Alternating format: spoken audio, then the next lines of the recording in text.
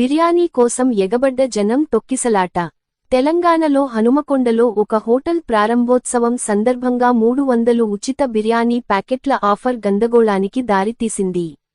Offer కోసం సుమారు 1000 మందికి పైగా జనం ఒక్కసారిగా ఎగబడటంతో భారీ తోపులాట జరిగింది. స్థానిక పోలీసులు రంగప్రవేశం చేసి పరిస్థితిని అదుపులోకి తీసుకురావడంతో ఉద్రిక్తత సద్దుమణిగింది. ఈ ఘటన సంబంధించిన వీడియో సోషల్ మీడియాలో వైరలవుతోంది.